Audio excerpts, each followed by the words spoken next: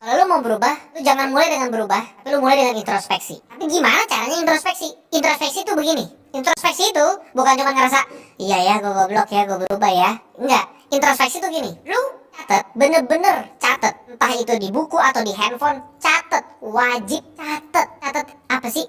Catet apa aja dari lu melek mata sampai lu tidur lagi, kebiasaan lu apa? Kebiasaan itu sesuatu yang memang lu lakuin terus-menerus. Setiap hari ada polanya. Meeting itu bukan kebiasaan. Kebiasaan tuh dari bangun pagi lu ngapain misalnya. Catat nih, bangun pagi, buang air, sikat gigi, bikin kopi, makan, beli nasi uduk, olahraga, lari pagi, scroll sosmed. Lu catet yang kebiasaan ya, yang lu emang setiap hari pasti ngulangin polanya. Paling banter satu hari lu punya paling banter ya 15 sampai 20 kebiasaan. Nih pengalaman gue nyatetin kebiasaan gue 15 sampai 20 kebiasaan itu yang lu catet. Selanjutnya lu kasih tanda. Jangan langsung oke gue mau berubah, enggak. Lu introspeksi tuh gini nih. Lu catet, abis itu lu kasih tanda. Ini kebiasaan positif, ini kebiasaan negatif, ini netral. Mana yang positif? Misalnya gini, kalau lu bangun terus lu buang air, itu positif, negatif apa netral? Ya netral. Ya namanya lu bangun terus lu buang air. Tapi kalau lu bangun pagi lu scrolling sosmed, positif, negatif atau netral? Negatif. Karena abis itu pikiran lu udah langsung aktif kemana-mana. Lu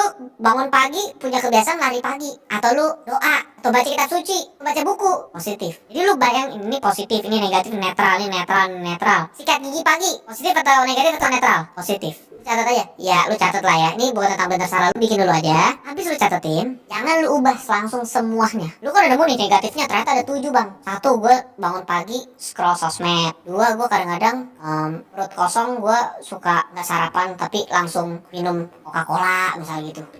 Terus gue misalnya ke kantor nggak mandi, gue kadang-kadang lupa sikat gigi atau apa dah gitu misalnya negatifnya kan. Gue nggak tahu hidup lu kayak gimana. Lu jangan langsung lu ubah semuanya. Caranya adalah lu sadarin dulu kalau lu emang punya kebiasaan jelek itu. Lu benar-benar sadarin saat lu tulis negatif. Lu jangan kayaknya negatif sih, apa netral ya.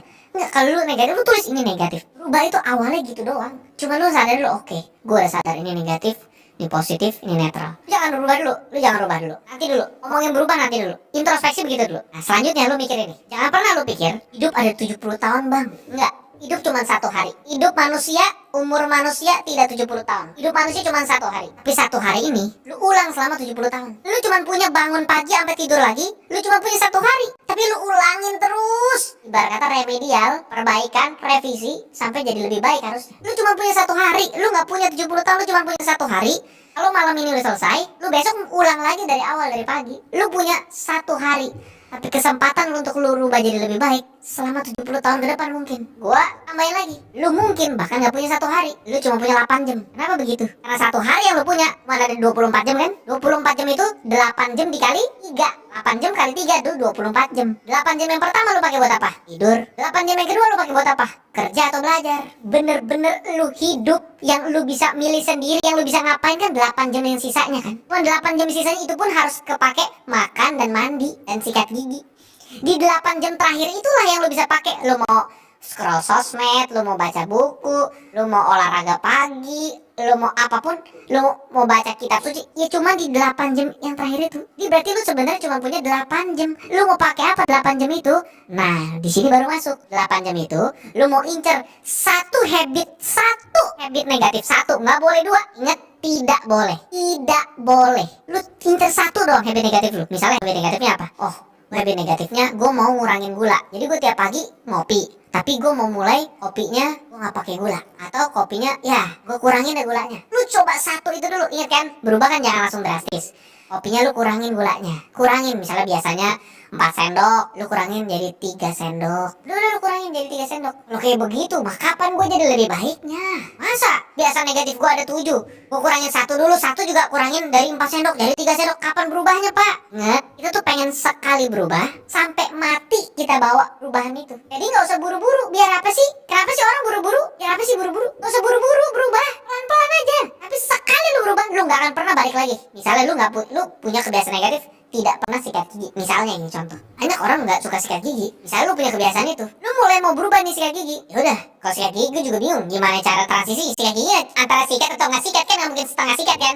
Masa ya udah hari ini gue sikat gigi depannya doang, nggak mungkin. Kalau sikat gigi mah ya sikat aja dah. Misal lu sikat gigi, sekali lu punya kebiasaan sikat gigi, sekali lu punya kebiasaan sikat gigi, lu biasain sebulan, setahun, 2 tahun, 3 tahun, bisa gak lu kagak sikat gigi? Kagak mungkin. Kalau orang udah punya kebiasaan sikat gigi, mana mungkin dia tidak sikat gigi? Lu punya kebiasaan pagi-pagi bangun sikat gigi, mana mungkin tiba-tiba besok gue gak mau sikat gigi deh. Kagak mungkin, aneh itu rasanya. Langsung kayak menurut gue kayak ada apanya ya, kagak enak nih begini. Nah maksud gue, kalau lu punya kebiasaan, lu namanya berubah, lu tuh sekali berubah sampai mati. Makanya kita bukan tipe orang yang miliki 5 kebiasaan baik ini dalam bulan ini, nanti bulan depan 5 lagi. Nggak ada. Kebiasaan gak usah aneh-aneh, gak usah banyak-banyak. Lu ubah negatif tuh jadi positif, incar 1, berubah dikit-dikit dulu. Walaupun dalam 1 tahun lu cuma bisa ngerubah 1 kebiasaan, kagak apa-apa. Coba lu bayangin nih, karena lu umur 20, umur 21, bayangin selama setahun cuma 1 kebiasaan yang lu ubah, yaitu kurangin gula. Dari minum kopi pakai gula, lama-lama jadi minum kopi nggak pakai gula. Selama setahun cuma latihan itu doang. Kira-kira bisa berhasil nggak? Masih berhasil pak, dikit-dikit gitu. Tapi sampai mati,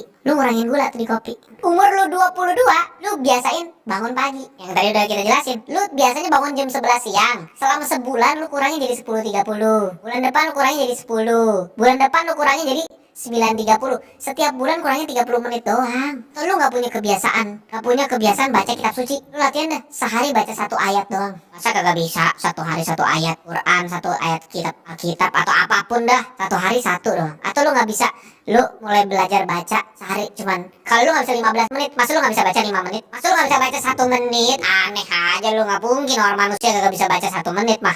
Selama setahun lu belajarin, biasain baca. Selama setahun, lama-lama lu punya kebiasaannya kan. Kalau udah punya, lu gak bakal gak ngelakuin lagi.